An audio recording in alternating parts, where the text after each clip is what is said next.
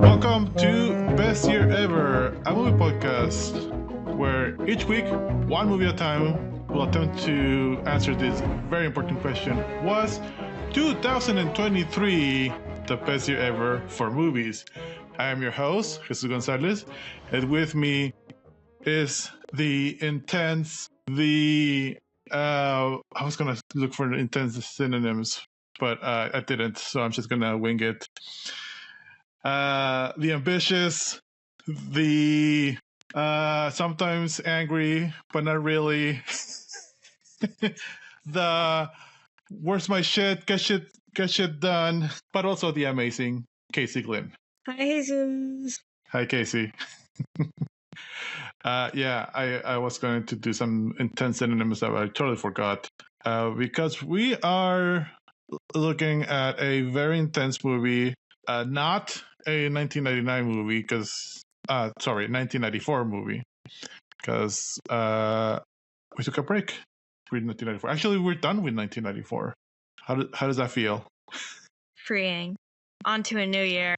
On to a new year. But not 2023. This is a special episode. Why do you do this to me, Casey? Why did you do this? Why did you make me watch this movie? First of all, what movie are we talking about? Today we are discussing one of my favorite movies of all time, which is the 2023 Blackberry. Why is it one of your favorite movies of all time? Okay.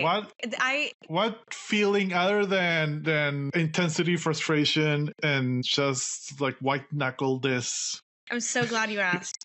You're creative. So I imagine that there's like a movie or a TV show or maybe like a TV show episode that you watch it and you're like, this inspires me to like do great work. Do you have something like that? But it depends. I'm in a mood kind of guy. I don't have a specific movie.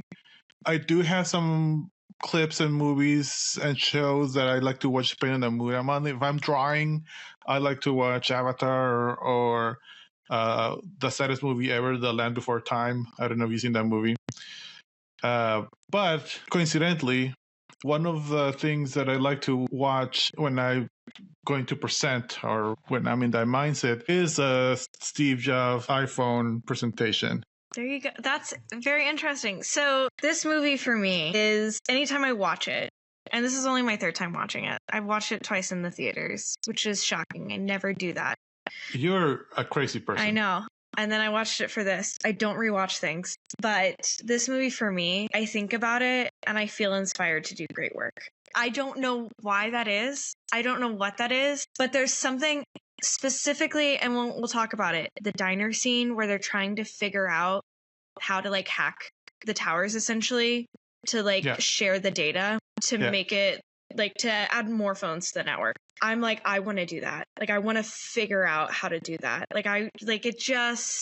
It makes me feel so good. What's interesting is that this movie has a lot of ups and downs, but all of the ups are immediately contrasted by a really big down. Yes. Like, this movie doesn't let our heroes enjoy their victories. No. So why the fuck do you want to be inspired by this movie, Casey? What's wrong with you? Also, are you adding this to your business curriculum alongside Little Big League? Maybe. I think it's also something I notice in the movie is something, right, dear listener, Jesus and I work together, and my role is that of a project manager.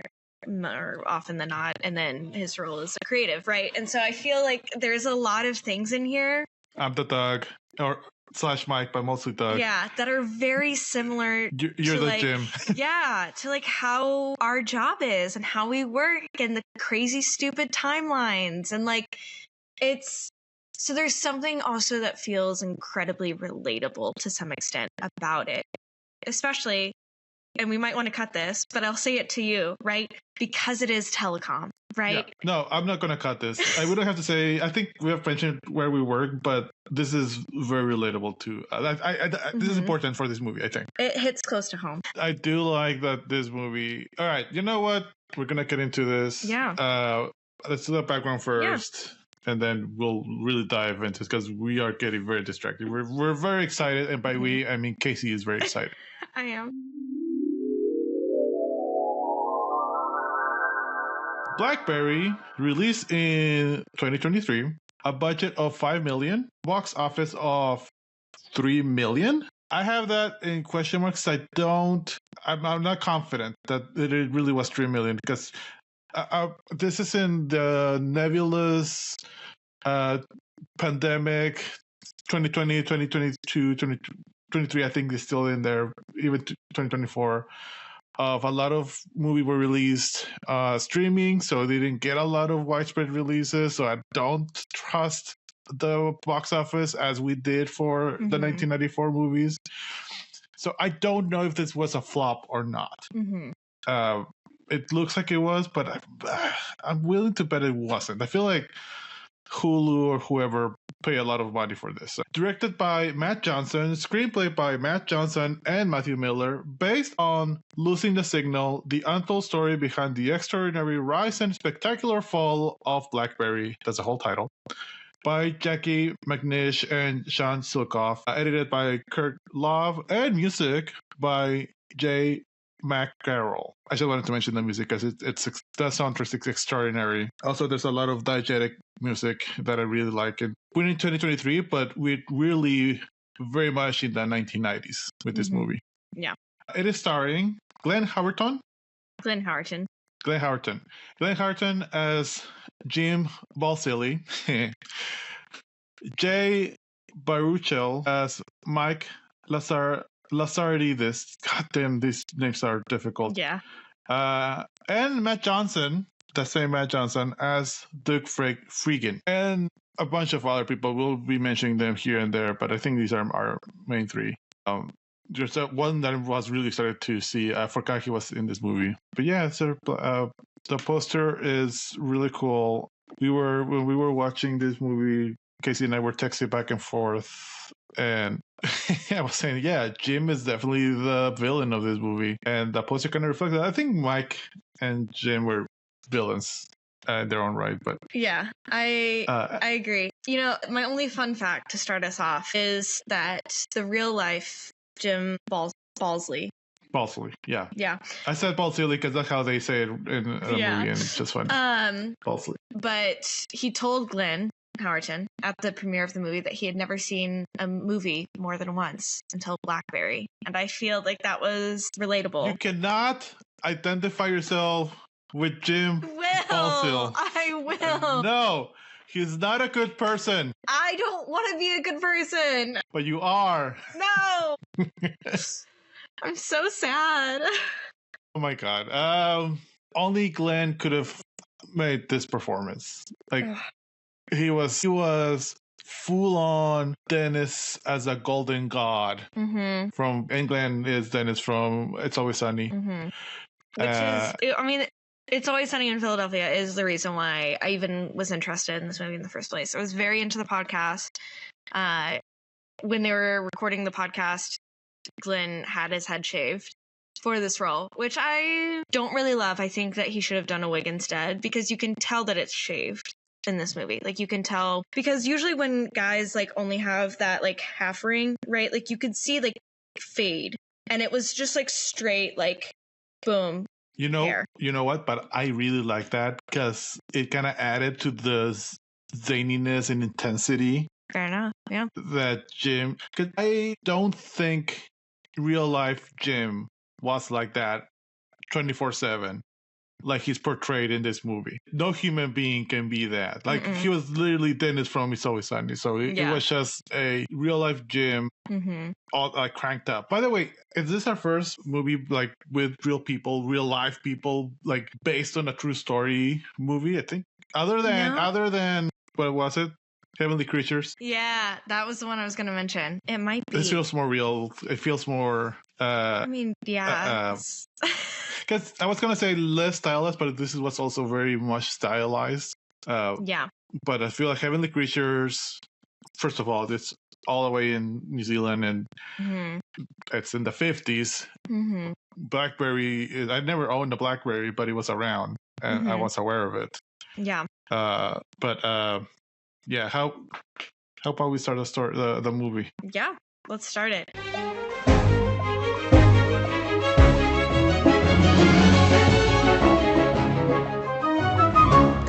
starts with like this old timey like clip, right? About how one day, and I think this is once again very relatable for the current times, people will like no longer commute, they will communicate, is the sort of thing where basically it's like asynchronous working will become a thing, right? Because you'll be able to instant message and email and do all these things. The city will no longer be what it used to be.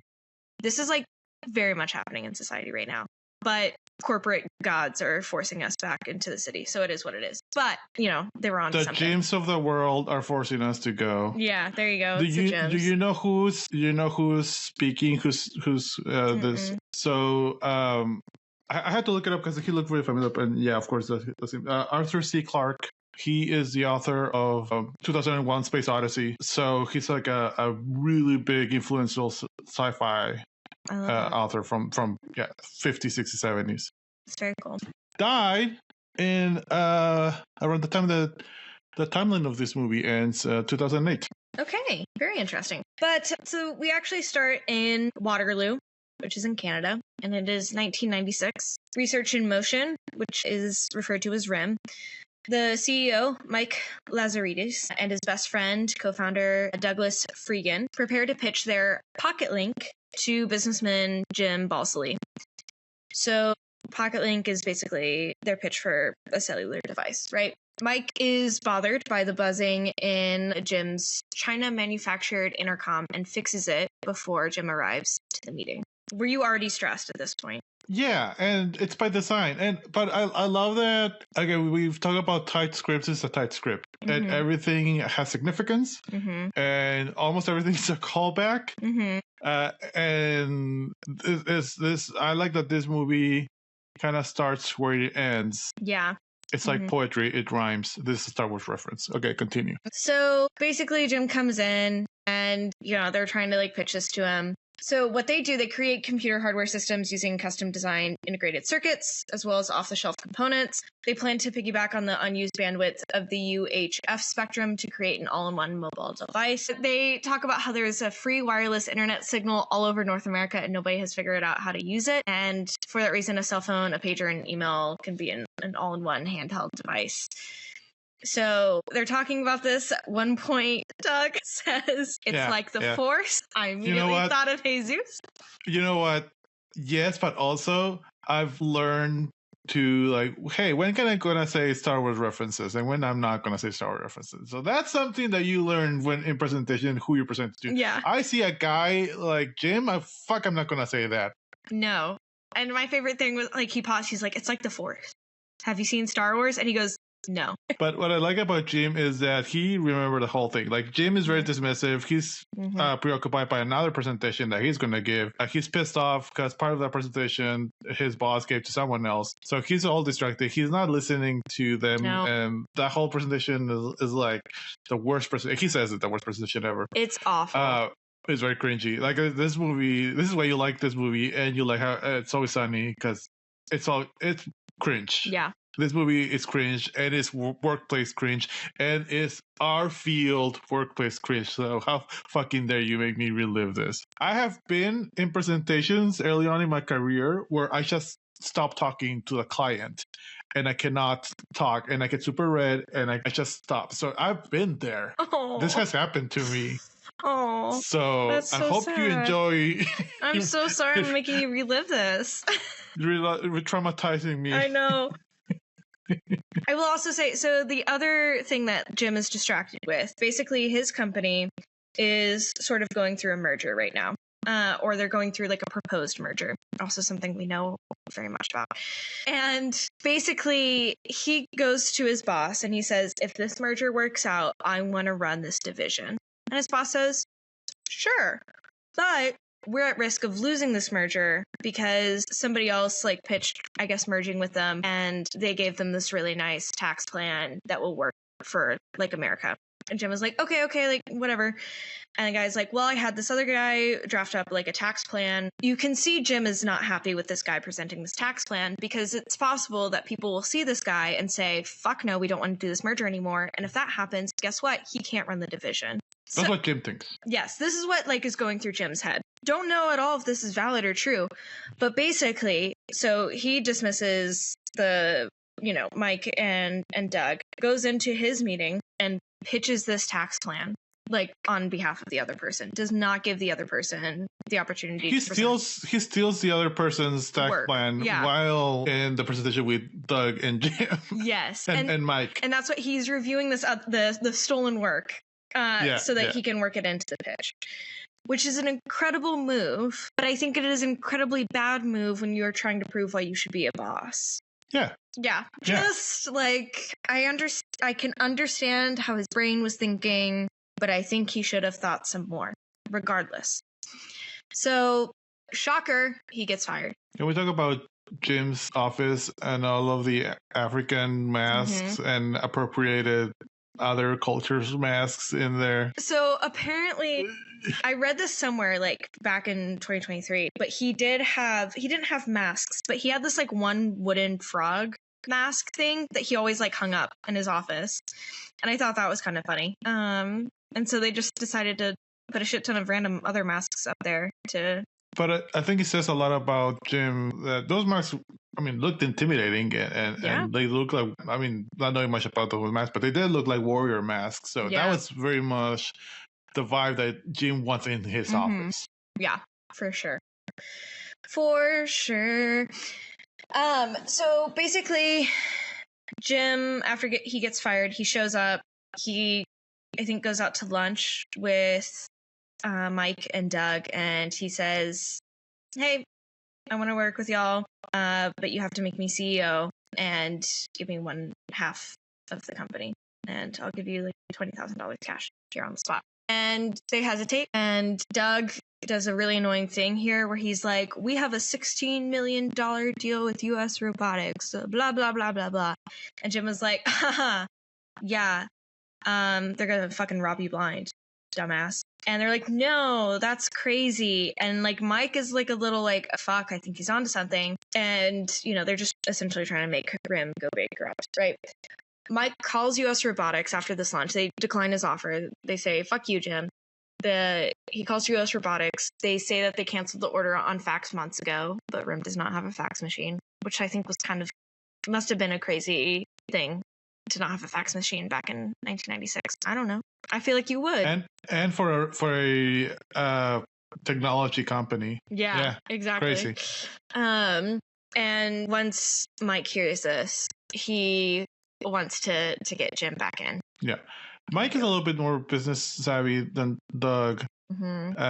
For all of not knowing much, but seemingly neurodivergentness that Mike has, he can pick up more than Doug. A big trait of this movie, or something that I feel like it's trying to push, is that these characters are at their best when they acknowledge the things that they're not good at, or they acknowledge their weakness. The second they try to be something that they're not, things fucking go crashing down. Mike and Jim end up working really well. And you can see why Blackberry was successful with those two in charge, because they ended up complementing themselves really well.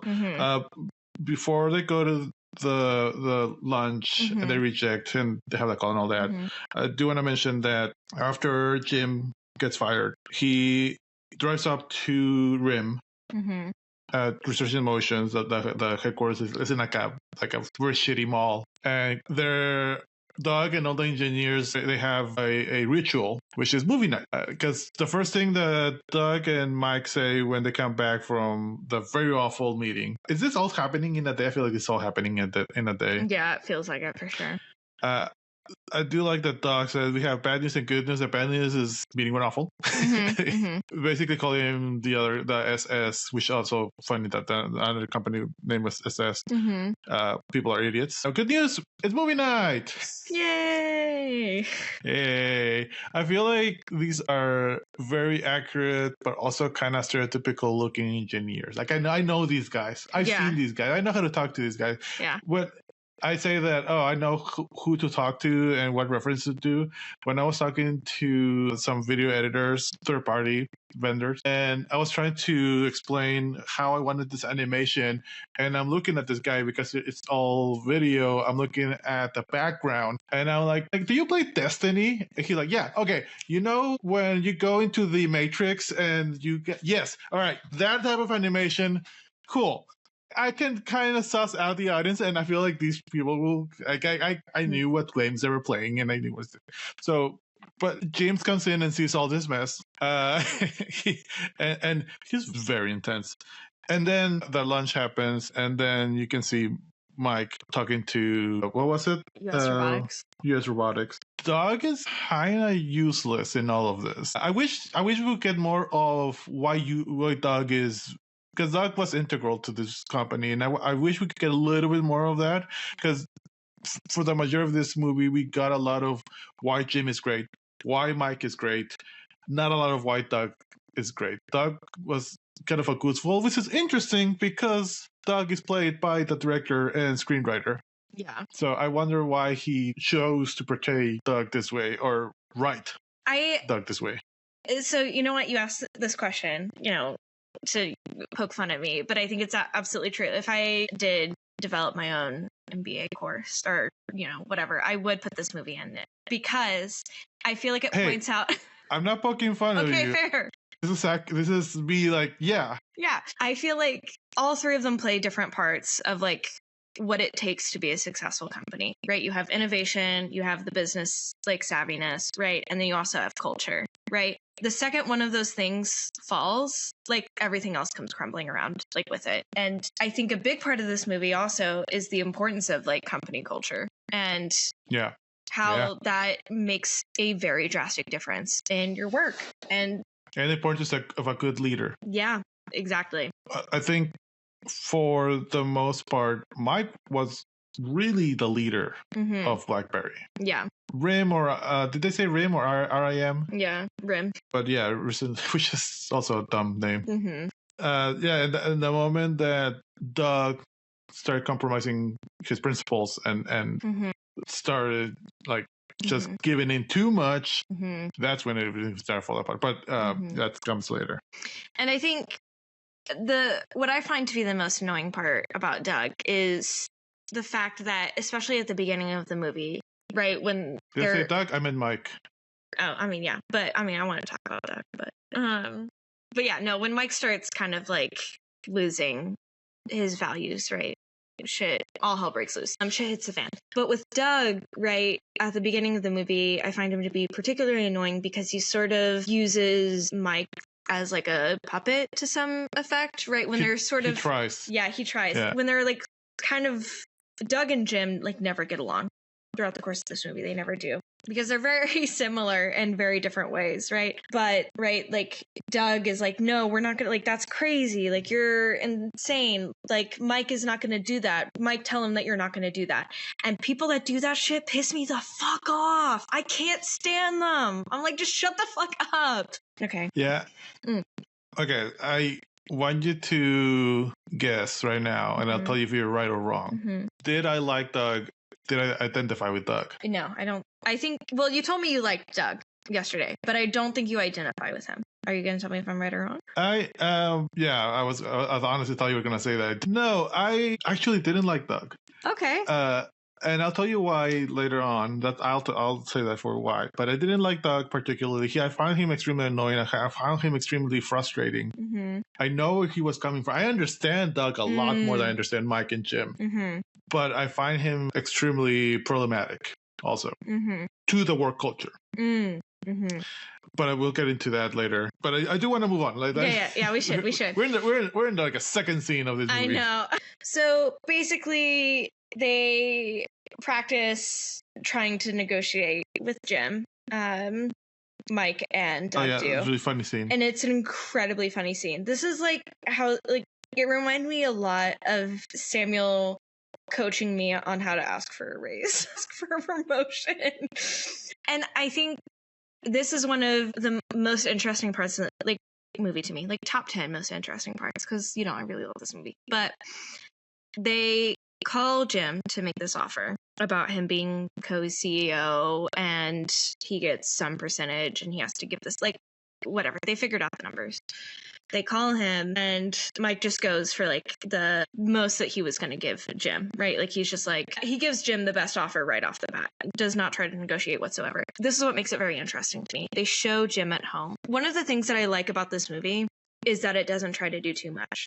This is very much about the company Blackberry Research and Motion. This is not about these men's lives. You don't see anything about their families, their kids, like they were raising young families at the time. You don't get any info about their personal life. It is just focusing on their work. And I really like that. I think that's what makes this movie so great, because it's not biting off more than it can chew. Also, these characters are extremely flawed. This movie doesn't idolize them. No. I idolize them, but yeah. You shouldn't. I'm going to insist on that. I know. Have better role models, please. But this is the anti-Steve Jobs movie. Mm-hmm. And like there was a period of time there were a lot of these movies like the biopics that idolize these very flawed individuals like Steve Jobs. And this is why I like this movie more than those movies, because it very much is about the work culture and the how and why and when BlackBerry rose and fell. But BlackBerry's feel like a metaphor or a cautionary tale. Well, but it is more about the work culture than it is about BlackBerry, I feel like. Yeah, no, I agree. Before we get too much into it, I do want to say that there's a lot of diegetic music. I think I mentioned that. And around this time, you do hear Connection by Elastica, a great song. So there's all of the songs, all of the music is very purposely selected for the scenes and for the emotions that they're having. But what I like about it being diegetic, and if you don't know what diegetic means, means that the characters are also hearing the music that us, the audience, are hearing. So it's a music in world. So it relates to their what they're going through, to their emotions, and that's something that happens to all of us. I really like that. It's very strategically and purposely set in the scenes of this movie. Yeah, I fully agree. Really quick, I want to talk about the office culture. We've kind of touched on it a bit, but to go into it a little bit, I guess, more, right? So it's a very casual office culture. It's a collection of nerds. We've talked about that. We learned that Mike is a dropout boy genius who like studied with... We see newspaper clipping. So great guy, very smart guy. But all of the employees just play video games during work hours. You know, like we said, they will have like emergency movie nights for team bonding. But it's very poorly run because Jim comes in, calls US Robotics, or I guess talks to Mike first, and realizes that they spent $1.6 million. In 1996, they spent $1.6 million in parts and labor to build the modems for US Robotics. Mike took out this loan from the Bank of Montreal to fund it, and basically they're fucked, right? At this point, one of the guys comes in and is like, hey, my girlfriend says I can't show up to work anymore because my check bounced. Killed me. I'm not allowed. He said the words, I'm not allowed. Killed me. So good. Jim has no patience for all of this. No. Jim is something I wrote before Jim comes in, and while Doug and Mike are debating whether to call him or not, because Jim tells Mike and Doug that US Robotics are pirates. They're gonna fuck them over. And then when Mike and Doug are debating whether to call Jim in or not, Mike says, "You know who's afraid of sharks? Pirates." Mic drop. Ooh, burn. I like some of the quotes here. No, but yeah. Jim has zero patience, gives zero fucks. He's immediately hostile to everyone, which is also like work culture. I mean, it's a little extreme. Like I said, I feel like this is a little bit dialed up to the reality of what it would have been. Oh, for sure. I mean, there are even people, right, who worked here, right, that have come out and said, like, yeah, like Doug was the first person in the office, last person to leave. Very hard worker. Mike was a very great public speaker and was very bold and had a lot of convictions. And Jim would get his hands dirty, and he was a leader, and he almost never like rose his voice. So a lot of these things are just to make a plot, right? Yeah. Exaggerate. Like no human being acts like these guys 24/7. No. Also, in the course of like over 10 years, 12 years, however long, like they all look exactly the same except Mike's hair changes, which is crazy. And James' hair is a little bit grayer. Doug is exactly the same. No, they don't fucking change Doug at all. Yeah. But this is one thing that I really love about Jim. So the second he hears that they have a $1.6 million exposure and one of the workers' checks has bounced, he immediately leaves. He goes to the bank, and I can respect it. I would never fucking do this myself. My husband would leave my ass so fucking fast. But he mortgages his own home to put more money into RIM to keep it afloat and to make sure that people get paid. And I'm like, that is crazy, but you kind of gotta respect it. Like, yeah. And I mean, I feel like there's a big difference between you and me, and this is maybe just different points in life, but if we talk about this, you really wanted to be part of a big organization and driving the organization. I like having a startup, and I'm in that stage of my life that I want to do that now. I can see Jim's point of view. I don't have that much to mortgage, like my house is not that valuable, but I can relate to that type of sacrifices. Exactly. Put it that way.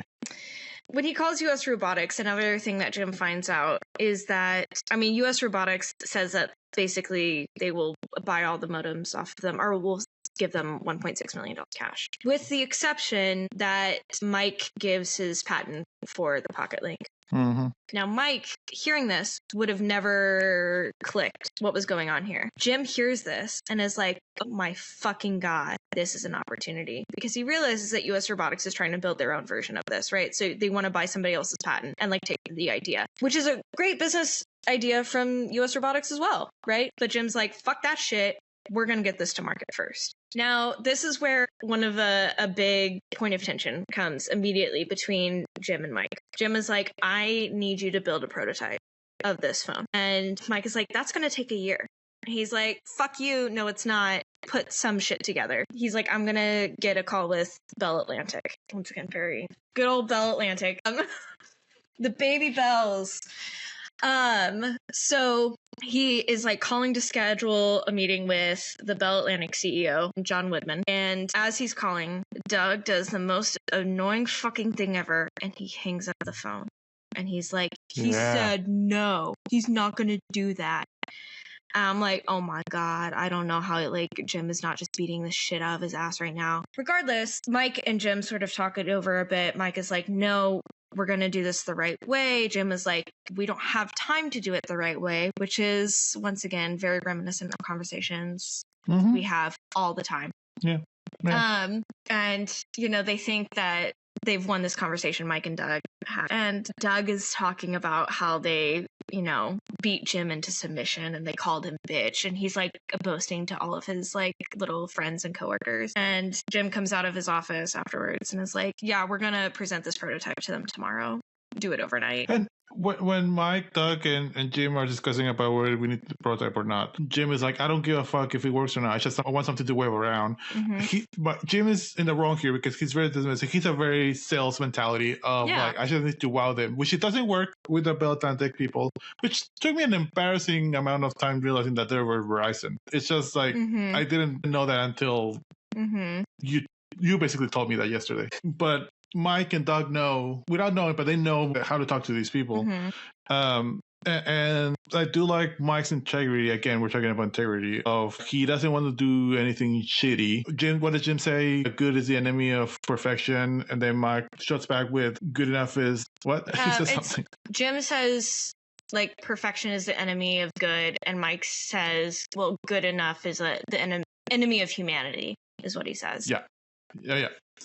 And he does drop this line. Mike says, we're not adding to the hiss. Again, referencing back the hiss of the little device that Jim has in his office, which Jim brought back to the new office. That was one of my favorite lines when Doug is like, dude, that thing is haunting you. Yeah. I cracked up because it's such real dialogue. Like, it's such a real thing that a real person would say. And like that one line specifically. And Jim Doug and Mike thought they, like you said, won the battle. Jim does a shitty thing, goes behind the back, promises a prototype anyway. Yeah. Which he was correct. Because sometimes this is also a very George Lucas thing that Duke Chang, the main art director, creative director basically of Lucasfilm, George Lucas was like, well, can you do this? And Doug is like, I don't think, like, but can you though? And then they end up doing it. it's like, what can you do? And then they do it. So I feel like engineers especially have a very mindset of A, B, C, and this is the route that we take. There's no. Jim is a very creative person that does see the bigger picture, and they know he can. He knows he can push them more. So he ends up in his own way motivating them to do the prototype. It's a hard balance, right? Should he have given them more time? Absolutely. But was it good that he pushed them to fucking get their asses in gear? Absolutely. Because like we talked about, right? All they're doing all day is just fucking playing games, right? They could kick their ass into gear and get the shit done. I do also love this like scene where they go into stores. This is one of the moments that I'm like, I feel so inspired. I just want to build something, because they buy toys to like break apart different parts of toys and build this prototype. And I think that's so fucking cool. I think that's awesome. This is design thinking. And in design thinking, there's a part say that there's prototyping. Yeah, and we don't do this in our work. We should be doing this, but we don't do this because the way things are around right now. I'm not gonna keep this, but this is the way things should be doing. And you're right. Yeah. This is a great showcase of how things should. You have a good product. You have an idea.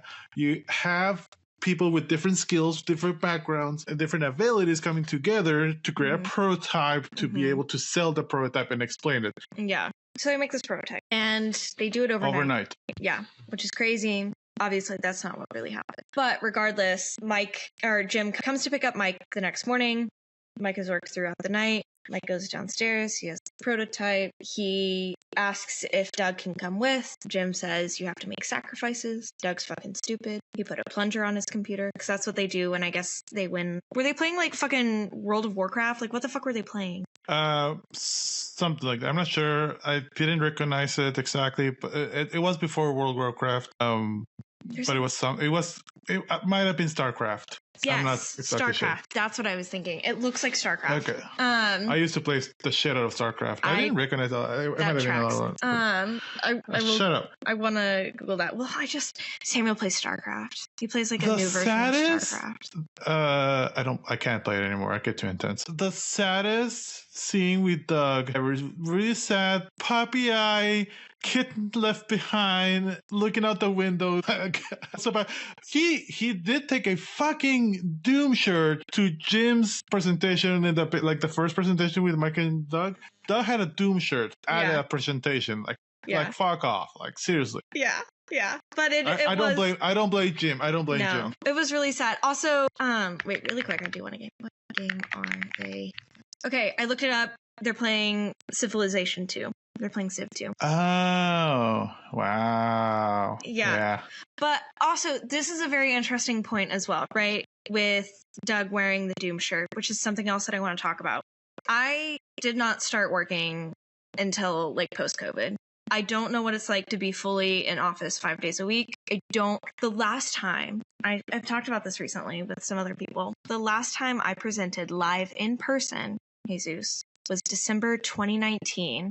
For like my semester final. It has been so long. And I was talking to Samuel about this. I was like, this is like scary to think about, right? As the world is getting more in person again, the corporate world. And he was telling me about like how presentations used to be and how like you wouldn't have somebody like at that level presenting to client because you would only have like the, bigger titled people to do it. And like how you would have to like present things that like weren't really your own and like all these other things. And how basically at least from what he's noticed, this, Microsoft Teams Slack world has made presenting more, I guess, accessible to some extent.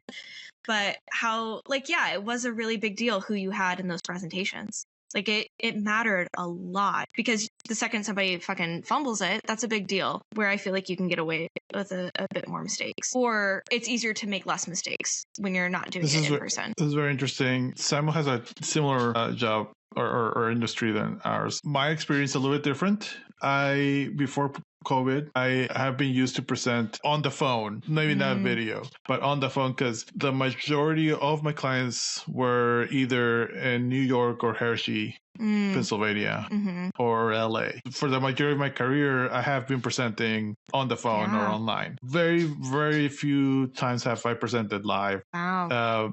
I think the biggest difference is that internally, that's where we presented live a lot in a conference room. And that's where we learn how to talk to people, basically. And you have more junior people presenting, and then that's how they kind of practice and all that. Blackberry. Yes. So, basically, they build this prototype. They go to New York. Mike leaves the fucking prototype in the cab. Crazy. Yeah.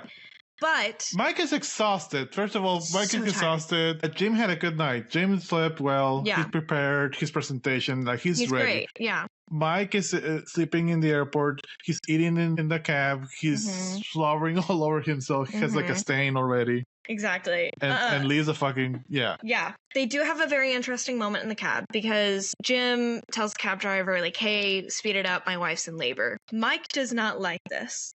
Mike is unhappy about this level of lie. And so he says, like, hey, can we make one promise to each other that we will never lie to each other? Jim says yes. Jim tells him the truth of, like, I got fired, but I'm here now. Once again, setting it up. The second they start lying to each other later, shit hits the fucking fan. The second they break this promise, all hell breaks loose. It's not good. Stick to your word. The main theme of this movie, be true to who you are and stick to your word. Regardless, they get in there, they present, but Mike realizes he doesn't have the prototype, so he fucking goes after it.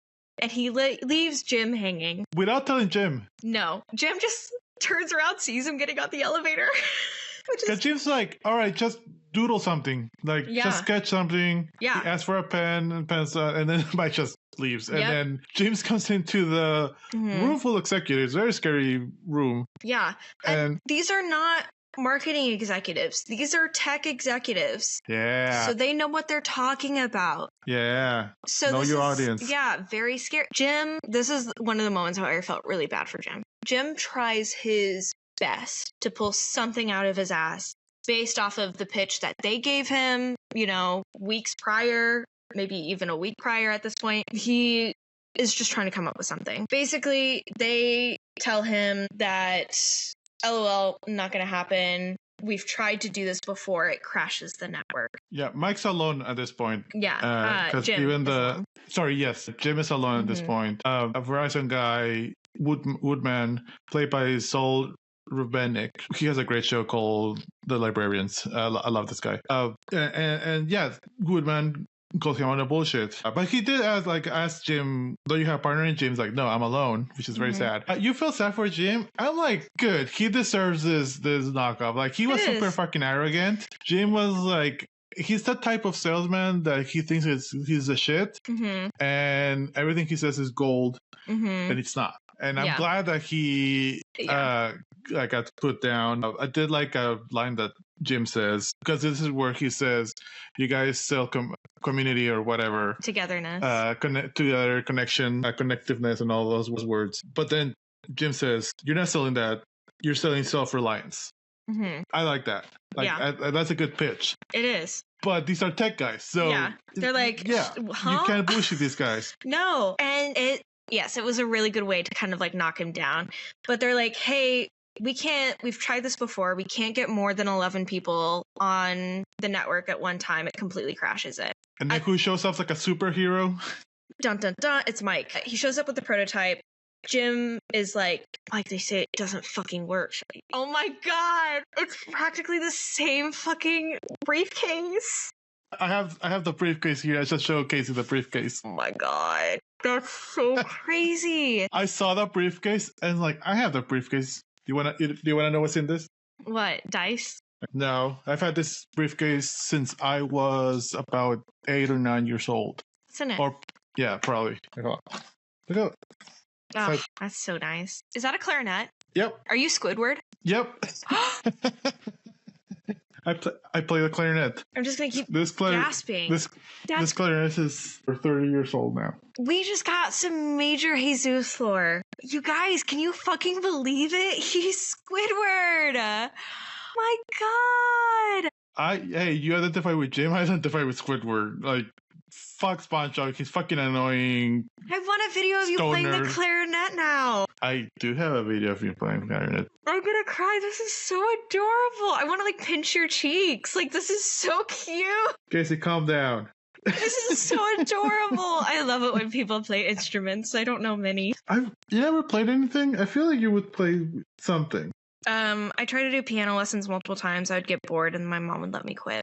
Yeah, piano is hard. I play a little bit of piano. I play cello. My mom plays cello. Oh, that's very cool. Yeah, but clarinet was my thing.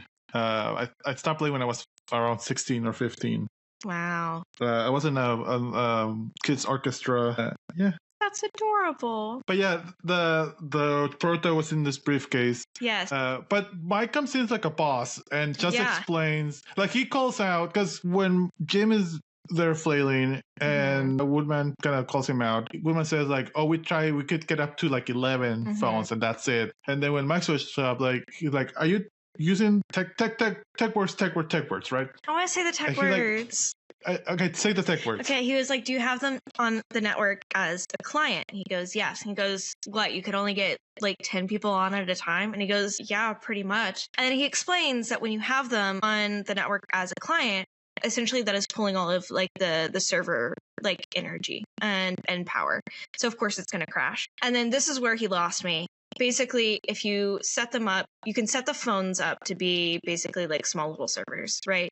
And then they'll ping, and then basically he solved it. Yay, he solved it. Yay. There's a lot of tech stuff. At one point, Nidia did catch, and this is later on, is this why we have hotspots in our phones? Yes. This is why. So smart. She's smart.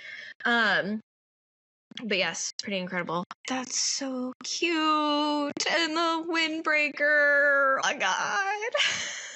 I'm dying. Yeah, the clarinet was bigger than me. Anyway, okay, so he's figured it out. They've figured out how to get basically 500,000 devices simultaneously on the networks. No issue whatsoever. Yay. Cue successful montage. Yes. Oprah's in the montage. Oprah says Blackberry. Everyone's freaking out. I fucking loved that shit so much. Like the montage and like pulling like the fucking Oprah footage. So good. It's 2003. Dun dun dun. Yeah, I like that they type in the style of the era, the years. I also like how they jump a lot, but it makes sense. And also I do like that this movie, as stressful it is, made me realize how important Blackberry was to a smartphone. And also it was very successful at telling us why and how it failed. Like Blackberry was the linchpin to how and why we have phones right now, but it could just stay there. It couldn't evolve. And this movie is really good at explaining that. Yeah. But yeah, 2003. 2003, great. 1996, we have this innovation. You can tap into this free network all around you, right? 2003, our new innovation here is the fact that they have figured out how to do a BlackBerry Messenger, and it is different than texting, or the way that texting was done, right? Where you could only send a certain number of text messages. They have figured out how to do unlimited free texting. Oh yeah, I remember those days. I remember the day of the pager, of the beeper. I remember that my mom had a pager, and you would call this lady, tell this lady the message, and then she would send a message to whoever you wanted to contact. Crazy. And then you would not know if they got the message or not. So scary. So scary. I could not survive in that world. Somebody would be 5 minutes late, and I would think I was abandoned for good. Do you know, or do I have to explain to you the concept of a meeting place? I mean, like, it seems like pretty intuitive, but like it seems like scary. Okay, so yeah, like we would set a time and place, and you give a 10-minute window. And if you're not there, there's no way to contact them or not. And you just move on with your life. But yeah, scary. I do like how, because we do get the scene of Mike, Doug, and the bigger engineer team now in this really cool big warehouse. Cool, like BlackBerry headquarters. And they're celebrating because they figured out the encrypted messaging. And Doug's like, what's going on? And they try to explain it to them, but to him, to Jim. Mm-hmm. But now you can tell that Jim understands Mike, Mike understands Jim. Mm-hmm. Mm-hmm. And Jim doesn't know shit about engineering. He doesn't need to, but he understands what Mike's trying to tell him. Mm-hmm. And immediately, Jim picks up unlimited free text only with Blackberry. Mm-hmm. Got it. That's the sales. Yeah. That's how we can sell it. It's amazing. Like, this is a perfect sales pitch, right? But something happens. So the Palm Pilot CEO, Carl Yankowski, played by the Douche. amazing Carrie, I don't know how to pronounce his last name, who I know from The Princess Bride. He's such an asshole. He's such a great asshole. By the way, today at lunch, I sat next to a guy exactly like this. Like, he was talking like this guy. He flirted with the young waitress like very creepily. Ugh. I almost call him a douche in front of his old co-workers. But I'm like, no, I stopped myself. But yeah, I sat next to this guy today. But basically, what the CEO, Yankowski, is trying to do is he plans a hostile takeover of Research in Motion, meaning he's going to buy up essentially all of their shares. And the way that he can do that is because his market cap is way higher than Research in Motion's, right? So yeah, once again, he can easily buy the shares. This is something else I forgot to say. When they are doing the first pitch that we have talked about, Jim tells Mike, if I crinkle the paper, that means to stop talking, which I think is excellent. Like, I think it's excellent, right, in a world where you're presenting live, to have these things. If I do this, shut up. If I do this, do that, right? Something like that. I love that shit.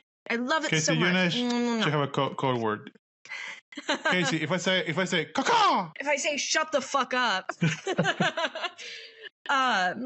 carrots.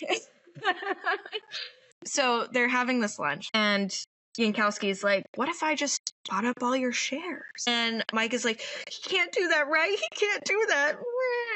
And then Jim crinkles up a piece of paper and is like, all right, fine, fucking do it. And then he asks Yankowski, he's like, do you like hockey? Because we know Jim likes hockey, because we see him watching it a lot and talking about it a lot. Yankowski says, no, I fucking hate hockey. And Jim says, I hate it too. Boom. Once again, Jim does lie, except at this point in time, he does not lie to Mike. Jim's plan is to raise the stock price and the market cap so much so that the Palm Pilot CEO cannot buy out all of their shares and essentially make this impossible. So they have to sell a shit ton of these phones. However, they're already pretty close to network capacity. This is a problem. Yeah, there are 500,000 max, and they physically cannot sell more phones. No, they can't. Because it's going to crash. Yeah. However, he talks to Mike, and he's like, what do you need? And he goes, I need better engineers. And he goes, you said that these are the best engineers in the world. And he goes, no, they're the best engineers in Canada, which I think is a really great line. Yeah. By the way, Mike and Jim interrupt movie night. Yes. And they come back and informs the engineering team that this is happening. They need to have more of the capacity. Yeah. We need to figure this out. Yeah. This is also just a really funny scene where somebody throws out a specific term. He's like, hold on, please, Mike, let's go talk. He's like, what the fuck does that mean, Mike? And I thought that was so hysterical. This is where Mike is like, we need better engineers, so on and so forth. Jim says, say less. Who should I hire? Mike is like, Google, Motorola, whatever. Lists all these Nintendo. Big tech companies. Nokia, yeah. And Doug is outside. He's like, hire the guy from Doom, that created Doom. Can y'all hear me? Can y'all hear me? I don't know why. It was so funny. This was a bit from Community. This was we're in Community now. Yeah. And then, so Jim says, okay, great, sounds good. And then Doug is like, can y'all hear me? And Mike goes, yes, we can hear you. So funny. I wonder if they ended up hiring that guy from Doom, honestly. I want to know that. Yeah. This is a little bit of when we start having an issue, where Jim doesn't necessarily lie, but he fails to fully inform Mike of what is happening. And he fully lies to the government. Yes, he fully lies to the government. So essentially what he does is, let me see if I've been going mostly off of memory, so I'm going to see if IMDb has a nice way of explaining this. But before he does all that, Jim does go to the sales people at Blackberry saying, we're going to sell more phones. Because the sales people were hanging out, we have max capacity, we can't sell anymore, blah, blah. They're basically just getting a free check at this point, and James like, no, you need to sell now. And basically has the sales model of a pyramid scheme. Yeah, low key. And the way that he's like, you're not salespeople, you're male models. And I was like, yeah, let's start objectifying men. Yeah. But he's like, I need you to go to where the elites go, which is incredible fucking sales technique, right? Of just acting like a fucking dick, getting people's attention, getting people to want what you have. It's great. So he wasn't wrong. All of these salesmen were very good looking. Oh my God. The one with the mustache? The one with the mustache, I was gonna say. Why did I know you cocked that one? Like, the one that was in like the cocktail lounge laughing. Yeah. I was like, with a cigar, like, ha ha ha ha. He was a little bit too much for me. He was a little bit too cartoony. Yeah. Like, he just needed the monocle. I know, but I did laugh at the guy fucking on his Blackberry while he's playing tennis. That was hysterical. So that was a little bit fucked up because Jim did not tell Mike that he was telling the salespeople to go sell more phones. Even though I feel like Mike should have kind of figured out that was Jim was going to do, right? Jim also goes to fucking Google. He starts poaching the shit out of all of these engineers. He does something that is incredibly illegal, and I will probably fucking fuck this shit up. But basically, he's going to backdate stock options to be a specific price to give them more money than what he can actually offer, is the summary of it. This is incredibly illegal. You're not supposed to... I didn't get it. I don't understand this. You're not... He basically sold them at a price that they shouldn't have been sold at, right? Kind of. Because even the guy he's poaching from Google, Paul Stamets, said, is this illegal? And that it kind of ends up. But they... Jane basically pays him or promises him $10 million to break his contract with Google. Yeah. And to move to Canada. Because, I mean, that's a big deal, right? Yeah. And so, guy from Google shows up. Really funny. He's just like with his boxes and like, hey, I'm new. And they're like, oh, what did you do at Google? He was like, I was the head engineer I was the head of physical engineering. And all of them were like, yeah, because they know who this guy is. Yeah. Like he's that up there. Exactly. So fucking crazy. So he also gets the guy from Nokia. Is that... I don't know. He gets some other guy. And it's at this... By the way, guy from Google is played by Rich Sommer from Mad Men. Yes. Richie is a guy from Nokia or somewhere else who Jim also paid $10 million because there's a real funny scene between those two. Like, played by Sungwon Cho. This guy has a perfect deadpan so good face. He's a great voice actor. He's a voice actor in Delicious in Dungeons, one of my favorite anime. But because these two, like, the casting of this movie, fucking amazing. I agree. So he hires this guy from Nokia, and he also, while he's hiring this guy from Nokia, there's this guy, a big guy named Charles Purdy, that is like, you need to fucking send this fax so your engineers will do their fucking job. And he's like, hey, Jim is like, what's that guy's name? He's like, oh, his name is Charles Purdy. This guy shows up to work that used to work with Charles Purdy. What's the character's name again? Oh, Richie? Yeah, Richie. So, Richie shows up and is talking to Mike and other people because they're getting tours. There are so many new people, blah, blah. Shit starts hitting the fan. They need to figure out this issue fast because guess what? The networks are crashing. So they're like, oh, fuck, whatever. They ask a question to all these new hires of like, who knows Mobotech's like architecture? Some phrased architecture. Paul and Richie are the only one that know Mobotech's architecture. That's what it is. So Mike is like, all right, come with me. And then at that moment, Richie sees Charles Purdy from his former company and is like, keep this motherfucker away from your fucking engineers, I swear to God. Like, he will fuck your shit up. Big, huge warning sign. Don't fuck with this guy. Get him the fuck away, right? We know these people. We have worked with these people that you don't want them near your shit because they will fuck your shit up, right? Because they just don't fucking get it. Or they are just fucking process fiends. I don't know. I hated this guy. I fucking hated Charles Purdy. Of the things that I thought we were going to disagree on, I didn't think this was going to be one because I like Purdy. First of all, Michael Ironside. That's the actor's name and last name, Ironside. Yeah. He's a fucking badass. Yeah. Rorschach's Roughneck. Oh, Starship Troopers. Thank you. This guy is scary. I like this guy.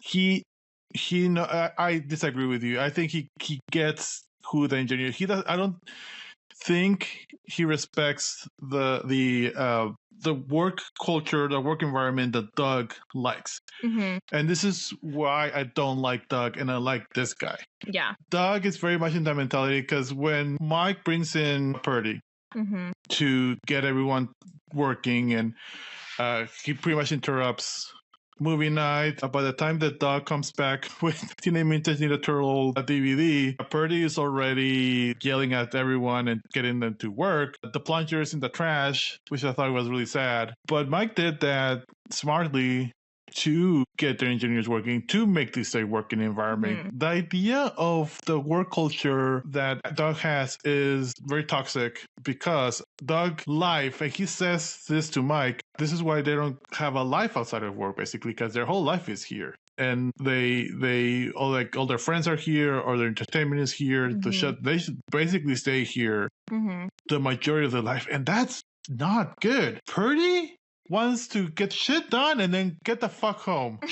That's the type of work environment I like. Mm-hmm. Yes, he's toxic in the way he says it, the same way that Jim is very toxic for this movie. Like, I don't know if the real Purdy or if there was a real Purdy was like this. I don't think so. He's again dialed up for dramatic sake of this movie. Mm-hmm. Also, Michael Ironside's face is just fucking scary. Like, that dude, and he's a lot heavier. I'm used to seeing him a lot leaner, but I feel like big, like chunky, bolo tie chunky in a bolo tie, chunky in a scary way, not chunky in a lovable way. I want to hug you. No. He's big. He's scary and big. Yeah. And again, perfect casting. Yeah. No notes. No notes. But I kind of agree with Purdy. Like, just. Here, and they get shit done. Like the next scene is they're up for 100%. Like that's it. He's successful. Yeah, this, and I have to keep reminding myself of this because the 3 times I've seen this movie, well, 2 of the times that I've rewatched the movie, I've been like, I fucking hate Charles Purdy, and I like go into it that way and I come out of it that way. But who I really hate in this situation is Mike, because Mike can't go in there and say, "You guys, I know it's movie night. We need to postpone because I really need y'all to test this shit and like get it, do your job." Right? Mike's leadership is like not great in this. Yeah. And so he hides and he cowers behind Charles Purdy, even though he had that guy warn him, Purdy will fuck shit up. Now, this is where I am coming at Doug's conversation. This is where I do like Doug, right? Because he does say, like, why do you think people enjoy working here? And sure, there's a lot of like toxic culture underlying in a lot of it. Absolutely. But I think that there's something so true to like people, if you want things to innovate, if you want things to keep growing, and like you need to let people have fun. I think fun is so incredibly important to innovation. Yes. And in Purdy's world, which it would not be Purdy's world if Mike had not opened that door and given him that capability. So I fucking blame Mike for this shit. But in Purdy's world, there's no room for fun. There's no room for that. Yeah, there needs to be a balance between Doug and Purdy. I lean a little bit more in Purdy in the sense of my innovation. Mm-hmm. I mean, I work in advertising and I'm constantly thinking about solutions to creative things. The way I get, like, I don't stop thinking about work once I clock out. Yeah. I'm drawing, I'm sketching, I'm reading something, and I'm thinking about fucking AT&T video. Yeah. But I'm doing it in my time. I do it with my wife. I'm doing it at my place. Mm-hmm. And so that's the part that they can have movie night outside of work. Do that. Yeah. Go to a bar. Mm-hmm. That's where I refer to, like, forcing people to be around each other all the time. Mm-hmm. That works for some people. That doesn't work for everyone. Yeah. That's Doc's life. Like, this is Doc's world. Yeah. Like, that's what he wants. Yeah. So this is kind of where I'm at. But yeah, but when Purdy comes in, gives his speech, like, are you men, are you boys? Mm-hmm. And he says, when they start acting like men and not little boys playing with their little penises, and the camera slowly zooms into the one girl in the room. And she's like, okay. So good. So good. I loved it so much. This movie was really funny. Yes. There was another moment in this Doug Mike conversation, where he asks the question, why do you think people like working here? Doug goes like, it's because of movie night. It's because of blah, blah, blah. And Mike goes, no, they like working here because they're working on the best phone in the fucking world. Another big fucking signal that you're about to fucking crash out. The second you start believing that what you're doing is the best fucking shit in the world, you've capped yourself out. Like, that is fucking crazy. And it's so arrogant. It's so disrespectful to the people that you work with. Like, I want to punch Mike in the face every single time I hear him say that line. Yeah, and I hear that a lot in corporate America. I'm like, call bullshit. Like, it's no. Yeah. Mike might believe it, but I think he's fooling himself. Yeah. Also, like, look at my notes. Heart next to Richie. Oh my god. And this is where Nita pulling out the hotspot thing. That's so funny. I love that so much. So engineers fix the issue. No more network issue. Yay! Stock price goes way the fuck up, and Yankowski can't do the hostile takeover anymore. Yeah, the limit to the phones went from 1,000 to 2 million. Yeah. Because I think this is when Jim and Mike are again same conference room that apparently hasn't changed in 8 years with the Verizon people.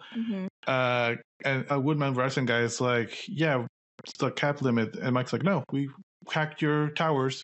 We can do 2 million now. Yeah, like fuck you. And then again, but this whole movie is it's a big win, and then immediately I'm crashing down. We're in 2007 now. A year that you actually remember now. Yeah, this is crazy. I was 7, and in August I turned 8. So there you go. Yeah, that was the year I got married. Oh my god, I could have been your flower girl. You could have been a flower girl. We didn't have a flower girl. Okay, you didn't know me. That's all right. Can you imagine though? Like, I could have been your flower girl, and you would have to look at that flower girl and be like, one day we're going to be best friends. We're going to have a podcast together. Hold on, best friends is a very hard, very, very strong word. I mean, I'm your best friend. You're not my best friend. Fair enough. I'll take it. I'll take what I can get. It's all good. So Mike is in the conference. We're in the first scene. I know. God. Okay, so Purdy's there. They have an upcoming pitch. They're going to pitch the Blackberry Bold to Verizon. The immediate moment that you know something is like off is like Mike is in a conference room meeting wearing a suit, trying to like act like Jim, be like Jim, and it's like a marketing meeting, which is like, why the fuck is Mike in here? This is not Mike's realm. This is not what he does. Yeah, Purdy's there. He's kind of bitching around Purdy. Yeah. But what happens? Dun, dun, dun. The big Apple launch throws everything. Chills. Fucking chaos. Doug comes and gets Mike and is like, you have to see this right fucking now. And basically shit hits the fan because guess what? Steve Jobs announces the iPhone. And they're watching it. And we get this really cool shot of them watching like the launch, and just like a huge bright light hits Mike and Doug, and it's like they're seeing like the gates of heaven. It's very funny. It's framed beautifully, very hard lighting, and it's their choice scenes where they do very hard lighting. Most of the scenes are more of an ambient lighting, but they're very specific ones. And this is one of them. The other one is the last one, the last scene. So shit kind of hits the fan a little bit. Mike isn't too worried per se because Mike thinks that not having a keyboard is really stupid. Like, he's really, really against this because he thinks that people really like the tactile feel of the keyboard. So he is just kind of in denial about the potential success of the iPhone. He doesn't see it. We kind of talked about this earlier. Mike's excuse about people working overnight because they're working for the best phone in the world. He's so full of himself at this point. Yeah. We also get a really great shot they pulled footage of the release, and they have the Blackberry in comparison to the Nokia and the Motorola, and like it doesn't stand out. So like this whole idea of like working on the best phone in the world but it looks identical to all the other phones on the line. It's kind of crazy. Because there's no innovation. And yeah. This is something that Steve Jobs masterfully points out. The way Steve Jobs introduces a phone, first of all, is where he says it's an iPod, it's a phone, it's an internet provider. It's an iPod, it's a phone, it's an internet provider. And he says it, and it was very charming, and everyone applauds, and that's very memorable. Like everyone remembers that from that speech. Yeah. Mike later does something like this in a very pathetic and sad way, but we'll get to that. It doesn't work at all. But, where's Jim? Well, Jim, as we know, longtime hockey fan and really wants to own a hockey team and is trying to purchase the Pittsburgh Penguins. This situation of him trying to purchase the Pittsburgh Penguins and then also trying to purchase a stadium near Waterloo puts Mike in a situation where he has to pitch the Blackberry Bold to Verizon. And in this moment of chaos, he brings Doug with him, which is very, very humorous, very funny. I think right before this is when Doug gets the call from the SEC. Yes, somewhere in the middle of all this chaos. Yeah. And he's like, no, you called the wrong person, blah, blah, blah. And just kind of shrugs it off. No biggie, right? It becomes a biggie. Mike goes in to pitch the Blackberry Bold, and it does not go well. And Woodman from Verizon is like, this is it. This is what you got. I expected more. And, I think both of us can relate to being in a position, hearing a client say I expected more. I've been in Woodman's situation, but I've been definitely in Mike's shoes, and it's not fun. It's a very learning experience. Luckily, when I've been in that situation, I've been very early in my career, so there's some forgiveness there, but not for the CEO of fucking Blackberry. But Woodman wasn't being a dick. He was trying to help out Mike, but Mike was just flailing. Mike starts crashing out big time and starts well, the iPhone is gonna it's gonna kill itself and it's gonna eat up all of the network and it's gonna do all of this. It's not possible. People like keyboards, and I invented this marketplace, and I made this happen. And it was just oh god. And I literally had to skip through the scene because I was I can't watch this again. It makes me feel icky. But he's starting to tell that he's losing them, right? He's losing their interest. And so he then proposes something that he comes up from the top of his head, which is the Blackberry Storm, and it has a touchscreen. And so at the start of this, he is talking about how people want keyboards and they're going to hate this keyboard on a touchscreen and is just shitting on this idea.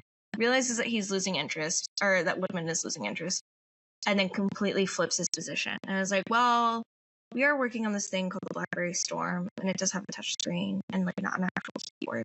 And blah, blah, blah, blah, blah. It's all bullshit. It's all bullshit. And Doug is just fucking mouth breather, over there. Just completely shocked. Yeah, this is where Matt, who plays Doug, kind of lost me because he had that exact same face for all of his reactions in the whole movie. Yeah. And it didn't help this one. Through all of this, Jim is fucked no swear.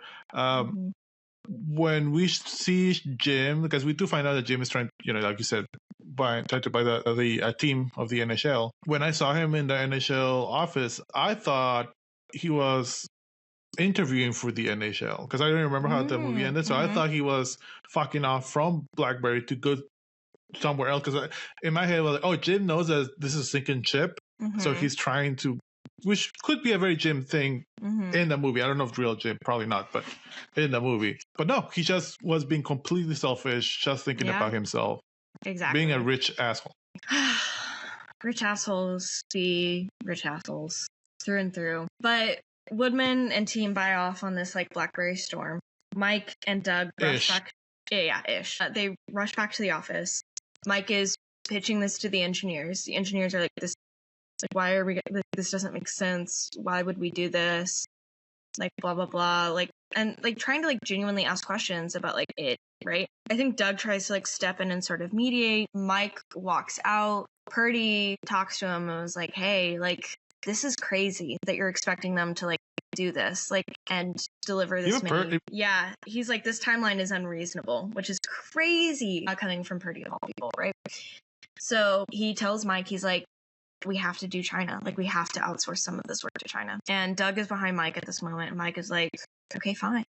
And Doug does the exact same thing that he was doing earlier on in the movie, where he's like, no, Mike doesn't mean that. Like, whatever. But here it's genuine. It like feels like he truly cares and isn't just like trying to get his way via Mike. You know, he's seeing his friend like portray his like core values. And it's really sad. And so he tries to step in and it's like, Mike, like, don't do this, man. Like, this is crazy. And Mike fucking tears into him, starts saying he's worthless, he's not good, he's like a piece of, like, just, it's like horrible, like things that I would never imagine ever saying to like a friend, a colleague, anybody, like just horrible things about how he's a nobody. I'm gonna mark this for future reference in case he gets really mad at me in the future and then just yells at me. I'm just gonna play this.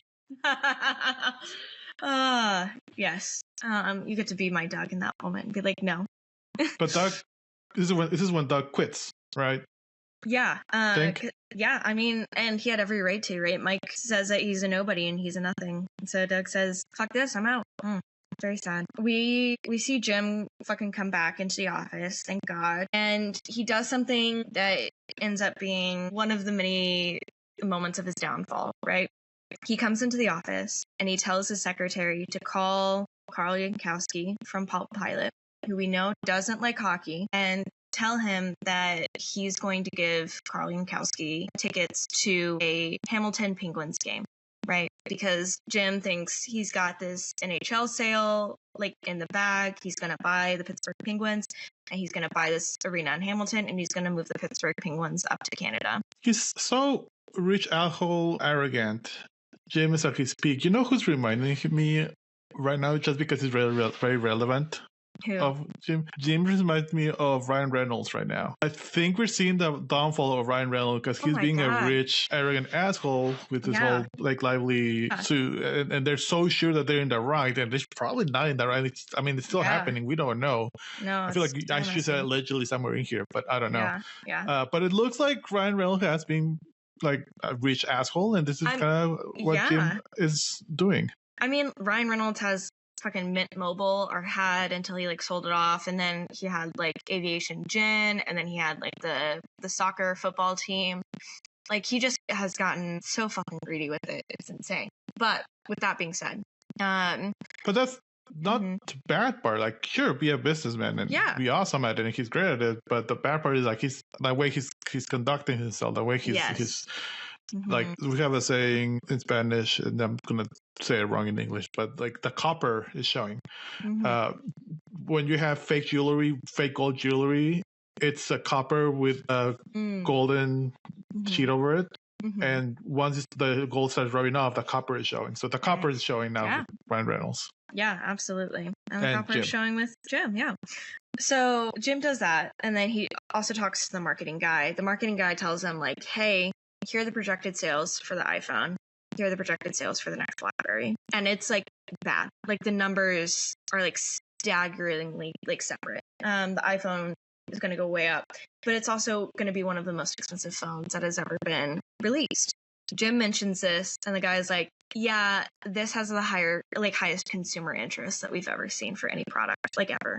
Like, people want this. The guy says also, and I wrote this down, BlackBerry is going to become the phone people had before the iPhone. And yeah, that came true. Yeah, it is. It's almost like this movie was written after 2007.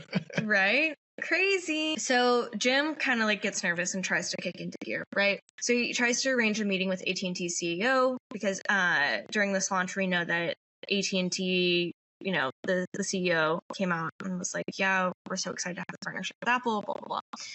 So Jim tries to schedule a meeting with the AT&T CEO, but then also gets a call that the Penguins sale is going to be finalized. Now, when he gets this call, it sounds really positive of like, hey, we're going to sell the Penguins to you. You need to get your ass down here. And I think that was genuinely like what was going to happen. So Jim has to make a choice. He chooses the fucking Penguins sale. He goes to the NHL. He's in the airplane and tells the pilot, we're not going to go meet AT&T CEO anymore. We're going to Pittsburgh now. Yeah. Crazy fucking choice. They fly out there. He gets to the NHL boardroom and they say, hey, we voted against the sale 26-0. And he's like, what happened? Like, why? And they said, you know, like, maybe don't brag to your rich friends about you buying the team and then moving it to Canada. We never agreed to that. And so, once again, like I said earlier, right, basically telling Yankowski about this, he shot himself fucking in the kneecap. I'll say he shot himself in the kneecap. He lost his baby, right? This is something that he wanted really, really bad. Yeah, Jim is spiraling, and also Mike at the same time is spiraling because Mike now he has all these Blackberries around. He's trying to figure out that his new Blackberry Storm idea, but he's like panicking. And while all this is happening, we see the very scary black vans of the SEC raiding RIM. Yeah. Also, we get the great line, I'm from Waterloo where the vampires hang out. Jim Balsley becomes full Dennis. Golden God Dennis. Yes. But yes, as you said, the SEC raids RIM. Now, fun fact here, this would not have been the SEC. This would have been Ontario Security Exchange Commissioner, whatever. But that doesn't sound as scary. No, the SEC is way fucking scarier. And and people just, like, recognize it also. Yeah. You kind of like put a Canadian name in front of it, like Saskatchewan, Nova Scotia. It like softens the blow significantly. You're just like, oh, this is Canada, that's fine. Like, whatever. Well, Nova Scotia sounds a little scarier though. Just a smidge. Calgary. Like, okay, whatever. Alberta. I'm just gonna start listing different Canadian provinces. Yeah, keep shitting on the Canadians. Yeah. They only make up like 2% of an audience, so it's fine. Yeah, it's totally fine. Love y'all. Keep watching or listening. So, yes, the SEC raids them after they are learning that back in 2003, Jim hired all of these engineers with illegally backdated stock options. They threaten Mike with legal action. And while this is happening, Jim is now trying to make it to meet with the AT&T CEO, but he has left for vacation. And so he flies his little plane to the Atlanta airport to try to meet with the AT&T CEO in one of the terminals, which is just crazy. Here he realizes that AT&T's partnership with Apple is predicated on the fact that data usage has superseded phone minutes as a priority. Because we get the awesome line, there's only a minute and a minute or whatever. The problem with minutes is it's only a minute and a minute. And the fact that no one in Blackberry saw that coming, it's crazy because they innovated all of that. They made, if we are to believe the movie, they pretty much made all of this happen. Like, surprise, Apple ran with it and made it better, which is kind of what they do. But yeah, innovation, out of the window. Like, not anymore. No, and like they totally could have figured this out themselves. They totally could have like beat Apple to the punch. This wouldn't have been an issue, but they just didn't, and it's very sad. They got rid of movie night, you know. They got rid of movie night, which I'm okay with. Yeah. So once Jim figures this out, he calls Mike and is like super excited to like try to figure out a way out of this, like, and figure out what they can do to beat this. Right? It kind of is reminiscent of when Jim finds out about US robotics and like the phone patent and is like, okay, we got to get to market fast. Right? So Jim is in like problem solving mode. Mike is being faced with the SEC and they're doing key manipulation tactics of like, give us your phone password. And he's like, why do you need it? And she's like, well, do you have anything to hide? And it's like, very scary lady. We also get something really interesting here. So throughout the course of the movie, anytime Jim calls himself the CEO, Mike says co-CEO to be like, no, like I'm also CEO. But when the SEC is showing Mike these documents that he signed about the illegally backdated stock options, they're like, well, you're the CEO. How didn't you know that this was like going on? He goes, well, I'm co-CEO. Coward. Also, I don't fully understand why and how it was illegal. I mean, I kind of get it, but this is something that, yes, Jim did kind of behind Mike's back. So yes, it is Jim's fault. Yeah. But also Mike didn't have Jim's back at all. In fact, he throws him under the bus. Right there and then. Exactly. So Jim comes back into the office. It's late at night. and he's like talking to Mike about like, this is what I figured out, like, you know, is basically trying to brainstorm a solution. And Mike is like, he's here. So And dramatic. so fucking dramatic. The lighting again, and do you notice that there's very little lighting? It's mostly very dark, and the lighting is mostly red. So it's like this is red evil. The end, like it all of the bad things. Exactly. It's no bueno. Mike essentially sells out Jim to the SEC so that Mike doesn't have to like get ruined by this. Mike is now the sole like CEO of Research in Motion. At this point, Jim steps down. We jump forward to a year. The Blackberry storms arrive from China. They're in this huge warehouse, and Mike goes downstairs and opens up a package, opens up the box that the phone is in, opens it up, and you can hear the buzz from like the start of the movie. Yeah, this is what I love about this movie. As I said before, very tight script. Everything is a callback. Everything has a purpose. Everything is for like a reason there.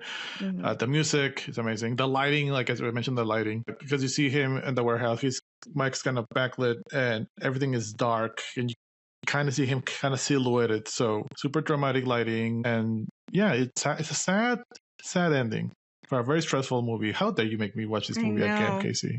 But yeah, so he opens up the phone, he figures out where the little buzz is coming from. He has this little like tool that he uses, and he just like presses something in a bit and the buzz is gone. And then he snaps the top part back on, and then he starts playing around on the phone, and it's incredibly laggy and like not working well. It's buggy. It's a piece of shit. It's not a great phone. He like became the thing that he hated the most, right? As most people usually do at some point or another. And then you just see him open up another box, and then he like takes off his jacket at one point because he's just going to go through all of these individual devices and try to fix this fucking mess that he created. But then slow pull back of the camera, and you see an endless supply of boxes. Like it's an impossible task. Like this is the end. Very Raiders of the Lost Ark. Yes. I don't know if it was a reference or not, but I think it absolutely was, because they mentioned Raiders of the Lost Ark in the movie. They watched that for one of their movie nights. Yeah. But yeah. And then we finally get like here's what happened, right? We know that the storms, like the Blackberry storms, a lot of them were returned, and Verizon ended up suing RIM for the financial loss that they endured because of it. Resigns as CEO in 2012. Jim avoided jail time. And Doug, whenever he quit, sold all of his stock options or whatever, and is probably now like one of the richest men in the world because of it. And then we get like one of the last lines that at the height of its success, the BlackBerry phone made up 45% of the cell phone market and is now 0%. Zero. Yeah. Oh man. Casey, how are you feeling? I feel pretty okay. Like I said, I like this movie a lot, but this is a fucking stressful movie, and it hits close to home a little bit. Like we work in the telecom industry. We see a few analogies and a few similarities to our day to day too. So, but because of that, I think it's also important to us to take some lessons from this movie. Yeah, it's a good cautionary tale. You just barely remembering 2007. You didn't have a lot of sense of the BlackBerry growing up, did you? No, not really. Because it's true. Like in that scene when Jim is like, "You're gonna be you're not salespeople anymore. You're male models now." That was true. Like BlackBerry was equated to successful people, men. There was a status thing. It was definitely a status thing. And the iPhone never was that. Like the iPhone was always for like everyone. And I think that's kind of why BlackBerry died so that iPhone could live. Yeah. That's so funny that you phrased it that way. But no, it really seemed like the BlackBerry is something that my like friend's dad would have, and not like my friend's older sister. The iPhone was something that my friend's older sister could have and would have, right? Yeah. So I pulled up the BlackBerry Storm commercial from the time and the iPhone introduction commercial because I want to see the difference on how they position themselves in these commercials. You click web, and let's be honest, you're not sure what to expect. But this browser sure looks like, well, a browser. And Everything seems so fast. Okay, but what are the chances it'll work like this where you want it to? Gotta like those odds. Only Verizon Wireless, America's largest 3G network, has the world's first touchscreen It just, Blackberry. like, the whole, like, it will work where you want it to work. Like, huh? Also, like, the Amazon, like, yeah. It's so blah and boring. And they were so proud of that click. Yeah, you heard when they click in the whole screen, you heard the click. But, like, the click doesn't, like, line up. Like, even in the commercial, the click doesn't really line up with the touches. And it's kind of confusing, like, why it's clicking, when it's clicking. Like, somebody's thumb, like, goes, like, multiple, like, millimeters away from a button, but it, like, registers the click. So it's like, okay, well, like, what if I need to click a very small hyperlink? Then, like, what am I supposed... It seemed like it was doomed from the beginning. It's all just kind of functionality, but no emotion. In contrast, then there's the very first iPhone launch commercial. Hello? Hello? Hello? Hello? Hello? Hello? Hello? Hello. Hello? Hello? Hello? Hello? Oh, hello, Barney. Hello? Hello? Hello.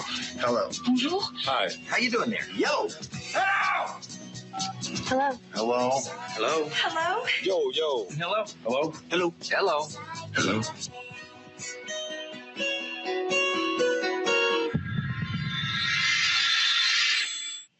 Like, it's a awesome. huge difference, yeah. It tells you nothing about the functionality of the iPhone, but you want to buy it. You want to have it. You want to feel it because it's just pure emotion. And that was the future. And it's still kind of happening. Yeah. I feel like iPhone is going Blackberry now, but people are still like very much iPhone and iPod and all and Apple fans.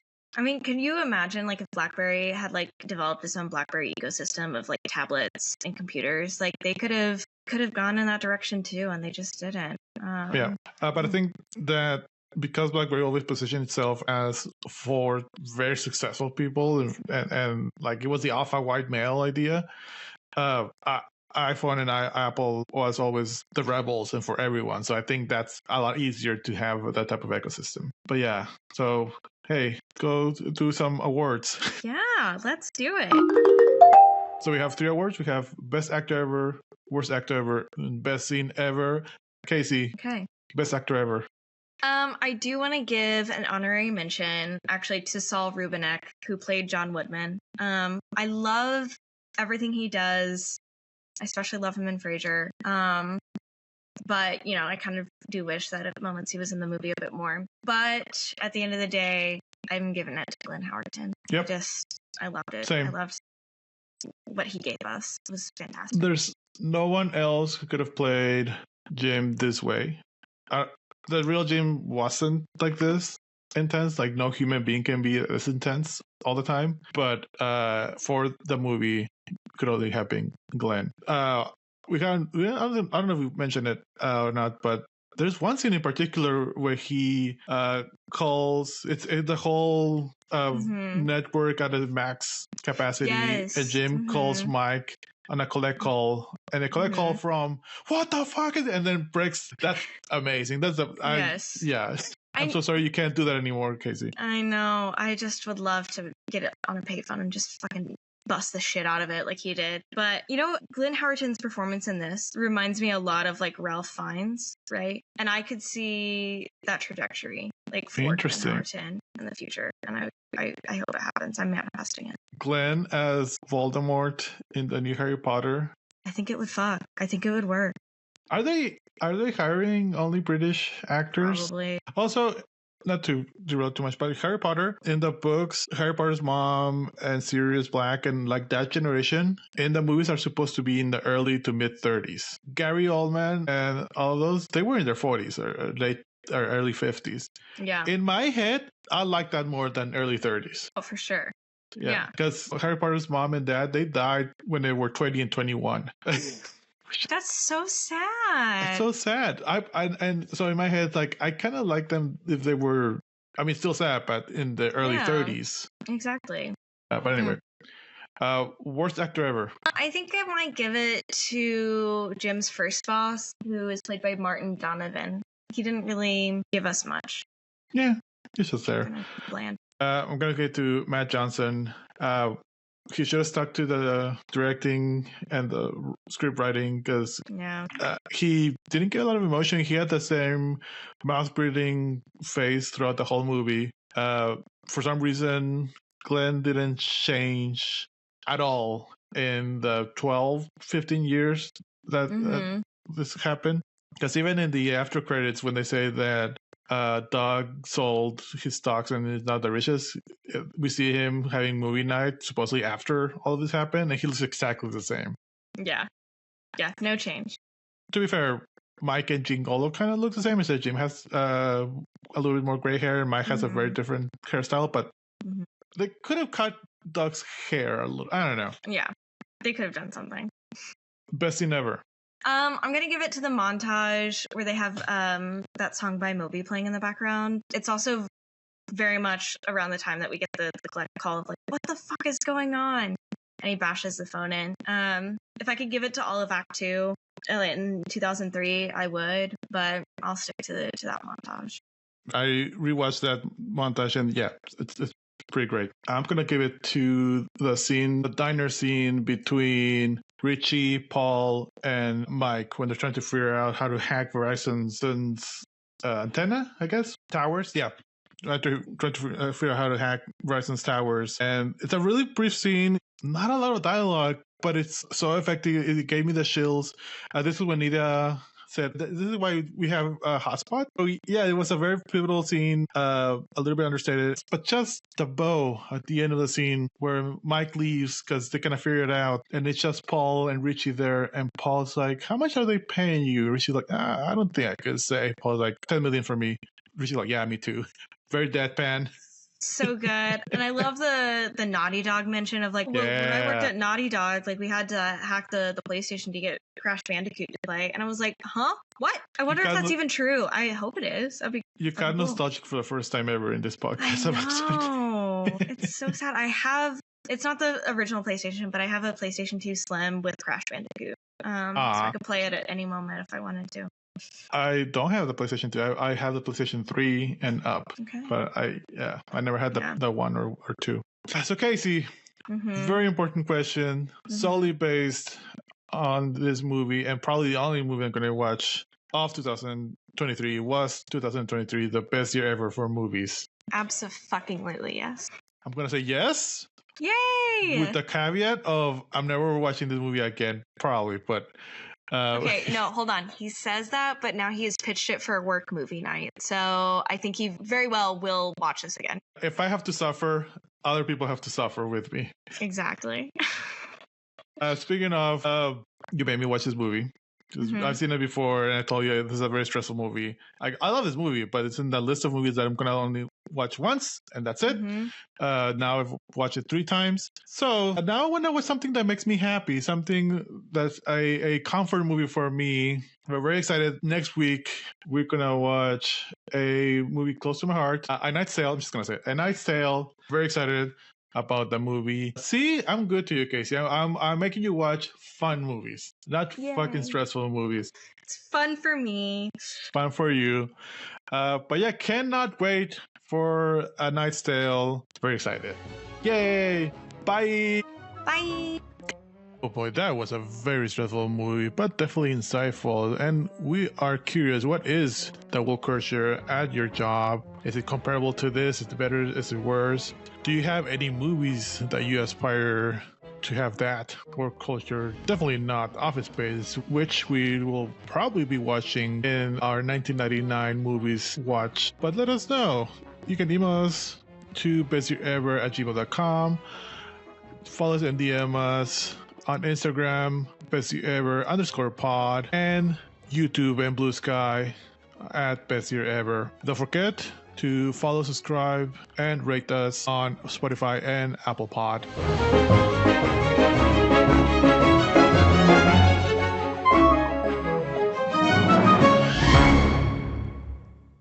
When Jim called Mike in full Dennis mode and yelling at him on the phone, and there's like, they have collect for all, and then just started yelling at Mike.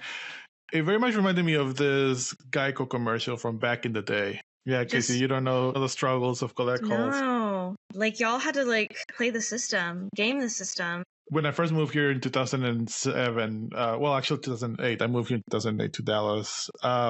My dad and I talk every Sunday, and that started back then. But back then, he would walk across the border from Juarez to El Paso to a payphone to call me. And he would do that every Sunday morning. He would do that after exercising, and he would like run a couple of miles and then call me. My dad's the type of person who will wear his shoes and clothes until it's falling off of his body. Like everything is full of holes and stains. So we're talking one Sunday, and I just hear him talking to someone else. He's like, "No, that's fine." And then my dad's like, "Oh, great, thank you." I'm like, "What's going on?" So someone saw him and gave him money. Oh my God. Because he just looked at it. Hey, good for the other person. Yeah, it's very, very kind. My dad got an extra $2. But we still talk almost every Sunday now. From with WhatsApp, because WhatsApp is a big thing everywhere else except him. I have a feeling it's gonna be big here because WhatsApp is encrypted. Mm-hmm. So hey, that's a little tidbit. If you don't want your conversation monitored by your government, maybe use some encrypted stuff. Yeah. Do what BlackBerry did. Exactly. Love to see it. Love to see it.